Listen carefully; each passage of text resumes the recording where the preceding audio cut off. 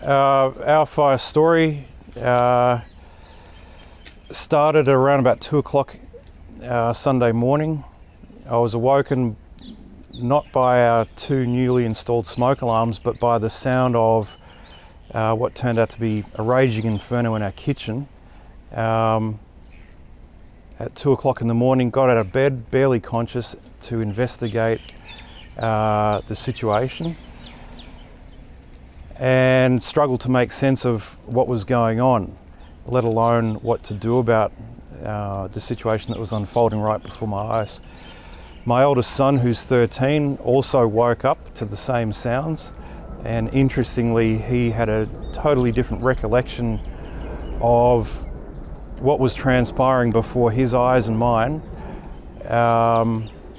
which just highlighted how confusing the situation was, particularly at that hour of the morning.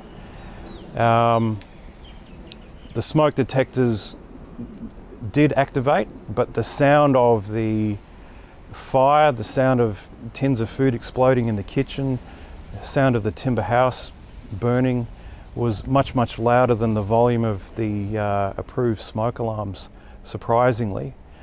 My oldest son saw me and asked me what was going on. That prompted me to realise that the situation was real, that it wasn't a nightmare as I'd been having. I very, very quickly realised the gravity of the situation and yelled out to my 3 children and to my girlfriend to get out, get out, get out. I counted the children out. My 13-year-old was already up. My 10-year-old jumped from the top bunk, my 7-year-old girl from the middle bunk, and they were just out as quick as a flash. I'm very, very proud of how they responded. But the key thing that struck me was how incredibly black and dense the smoke was. It made visibility almost impossible, which was one thing that the firefighters who attended the scene also emphasised, that they don't use lights on their helmets because the smoke is literally pitch black and you can't light up black. The intensity of the smoke, the toxicity of the smoke, you don't realise how deadly it is until you take that first breath. And that's something that you don't forget very quickly. And you realise you've just got to get out. So the 3 children, myself, my girlfriend, safely made it out.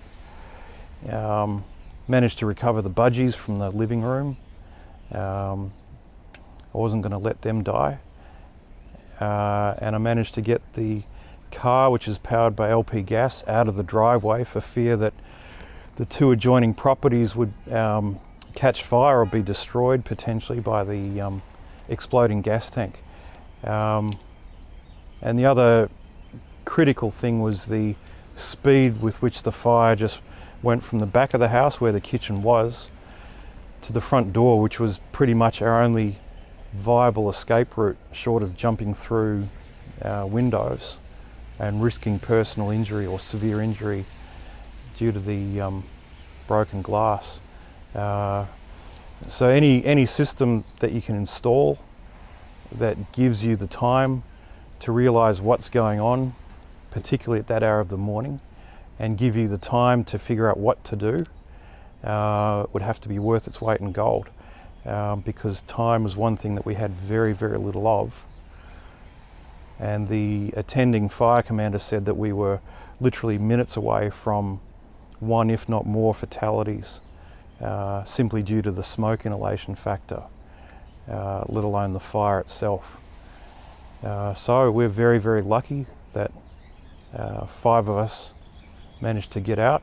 The house is gone, but we're alive to live another day.